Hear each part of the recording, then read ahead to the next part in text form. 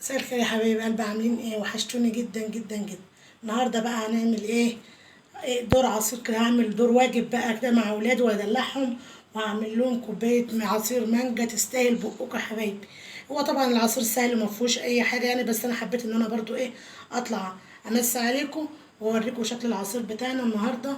والعصير ده المانجا دي خارجه من الفريزر بقى 3 سنين يا جماعه، 3 سنين مؤبد.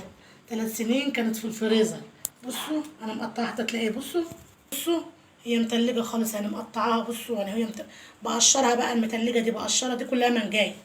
بقشرها وهي متلجة، واقطعها وهي متلجة زي ما انتم شايفين كده. ليه؟ عشان تقدري تتملكي ايه، المنجاية. طبعا اللي بتبقى في الفريزر غير اللي بتبقى طازة. شايفين اهي، بسم الله ما شاء الله. فانا النهارده بقى ايه، هنعمل احلى كوبايتين عصير مانجا يستاهلوا بقكم. زي ما انتوا شايفين كده. حابه تحطي بقى ميه ساقعه، تحطي تلج، المتوفر عندك. انا بصراحه ما عنديش تلج، لان انا كنت غاسله تلاجتي، فاصله التلاجة عشان بغسل الفريزر بتاعها. ودي خرجتها من الفريزر، قلت حرام علينا بقى نعتقها لوجه الله. انا حطيت على الكميه دي واحده منجايه يعني كده، تهيألي كيلو الا ربع لوحدها. هضيف لها برضو ايه، حبه عسل نحل كده، ده اختياري برضو. حبه تعمليها بالعسل مفيش مشكله، ما عندكيش عسل هنمشيها سكر. وهضيف لها برضو سكر عشان تبقى طعمها ايه، حلو كده ومسكره. احنا مش هنبخل على اولادنا بحاجه، ده احنا بنعمل العصير لنا ولاولادنا، مش هنبخل عليهم بحاجه.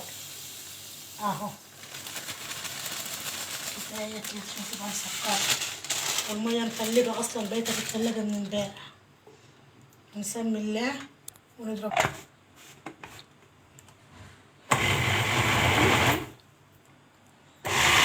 ده شكلها ايه، خلصنا اهو. شكل المانجا الجميله العسل بتاعتنا. المانجا اليومين دول الموسم بقى بتاع المانجا، هجمه جامده يعني.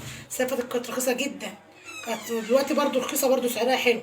دي بقى فانا حاولت نضفت الفريزر بتاع التلاجة عشان، فاحنا بقى بنخرج المانجا القديمه اهي، نعملها بقى عصير عشان ندخل بقى ان شاء الله باذن الله كده. كل سنه وانتم طيبين. المانجا الجديده، نقول بسم الله الرحمن الرحيم. شايفين قوام المانجا عامل ازاي؟ شايفين؟ اللهم بارك، بألف هنا وشفا. شايفين العسل؟ شايفين الشربطات؟ شايفين الجمال؟